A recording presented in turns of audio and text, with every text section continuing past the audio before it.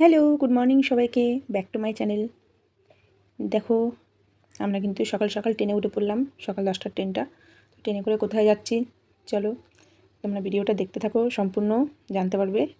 Train থেকে দেখো নেমে গেলাম। ট্রেনে কিন্তু প্রচণ্ড ভিড় ছিল, ভিডিও করতে পারিনি, এতটাই ভিড় ছিল। 10টা ট্রেনটাতে ভিড় হয় জানো তো। তারপরে এখানে স্টেশনে নেমে সবাই হাঁটছি। এখানে আমরা কিন্তু তিন বোন মিলে চলে এসেছি, 3 বোন আর মা আর সব ছেলেমেয়েরা। এখানে কিন্তু আমরা 2 বোনে মিলে একটু পোজ দিচ্ছিলাম। মেজদিকে বললাম আয়, মেজদি বললো না, ও করবে না। রিলস বানাচ্ছিলাম, তো তোমাদের একটু দেখিয়ে দিলাম। স্টেশনে কিন্তু নেমে চলে যাচ্ছি অটো স্ট্যান্ডে, অটো ধরতে। অটোতে করে যাবো, একদম বাড়ির সামনে নামবো। তো চলো, প্রতি বছরই আসি। এই ব্যারাকপুর হচ্ছে আমার জ্যাঠাবাড়ি। প্রতি বছরই আসা হয়, পুজোতেই শুধু একবার আসা হয়, আর আসা হয় না। তো তারপর দেখো চলে আসলাম ডাইরেক্ট একদম পুজোর মাকে তোমাদের দেখিয়ে দিচ্ছি। অটোতে করে নেমেই আগে বাড়িতে ঢুকে আগে মার মন্দিরে আসলাম। মন্দিরটা কিন্তু দিদিবাড়ির মন্দিরটা কিন্তু খুব বড়। তো জ্যাঠার মেয়ে আর কি, আমার নিজের জ্যাঠার মেয়ে, ওই বাড়িতে পুজো হয়। তো জানবো প্রতি বছর ফোন করে পুজোর জন্য আসার জন্য। তো বছরে আমরা একবারই আসি আর কি। আসা এমনি সময় তো আর আসা হয় না, সবাই সবার কাজ নিয়ে ব্যস্ত থাকে।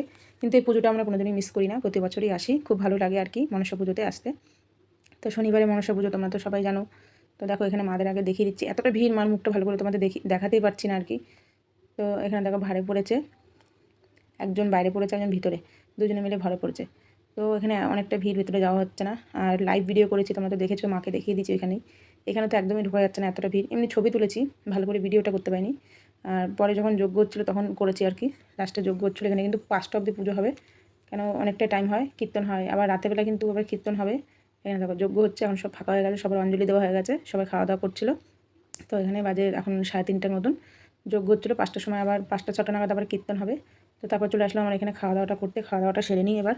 তো দিদিরা এই পাশে বসে পড়েছিল, মেজদি আর মেজদির মেয়ে, বড়দির মেয়ে, এখানে বসে খাওয়া দাওয়া করছিলো। আমরা পাশে টেবিলে বসবো। তো ওদেরকে একটু তুলে নিচ্ছিলাম ভিডিওতে, বললাম তোদের খাওয়া গেলে আমাদের নিবি। তো দিদি মেয়ে বলছিলো খুব সুন্দর হয়েছে, আর সত্যিই তাই। খিচুড়িটা প্রতিবারই খুব সুন্দর হয়, পায়েস খাওয়াই খিচুড়ি আর আলুর দম। আর আমাদের খিচুড়িটা, আমার খিচুড়িতে এমনি ফেভারিট। যাই হোক, খুবই খিদে পেয়ে গেছিলো সকালে, কিন্তু এসে আগে লুচি টিফিন করেছি। তো এখন বাজে 3:30 বাজে।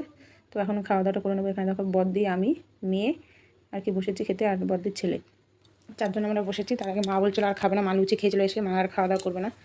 আমরাই খেতে বসে পড়লাম। এখানে তেজপাতা দিয়েছে আমাদের, তাই বলছিলাম দেখো তেজপাতা দিয়েছে। খাওয়া দাওয়াটা করে নেবো। খাওয়া দাওয়াটা হয়ে গেলে আবার তো বাড়ির দিকে রওনা দিতে হবে, অনেকটাই টাইম হয়ে গেছিলো। তারপরে মাকে বললাম খেয়ে না, মা বলছে না খাবো না, পেটটা ভর্তি, খাবো না। তো তারপর খাওয়া দাওয়া হয়ে গেছে, এখানে আমরা বসেছিলাম, উঠবো এখন। একজন টেবিল রাখতে বলেছিল, তাই এখানে বসে রয়েছি। তারপর কিন্তু চলে আসলাম রাতেরবেলা স্টেশনে, 7:40 ট্রেন ধরবো। তারপর স্টেশনে একটু ভিডিও করে নিচ্ছিলাম, ট্রেন ঢুকছে তাই একটু দাঁড়িয়ে দাঁড়িয়ে দিদির মেয়ে ভিডিও করছিলো, আমরা সব দাঁড়িয়েছিলাম। তারপর কিন্তু এখানে দেখো স্টেশনের উপরে কিন্তু বজরংবলীর মন্দির।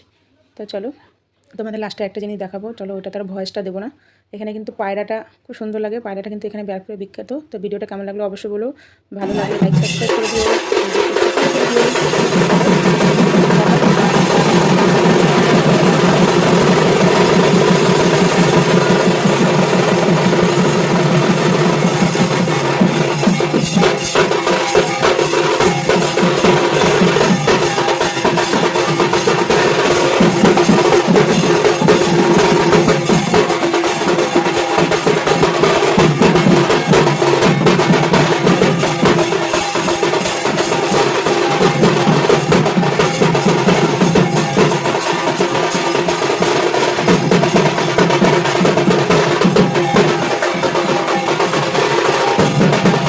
ভিডিওটা যদি ভালো লাগে একটা লাইক করে দিও, ফেসবুক পেজটা ফলো করে দিও, আর ইউটিউব থেকে যদি দেখো চ্যানেলটাকে সাবস্ক্রাইব করে দিও।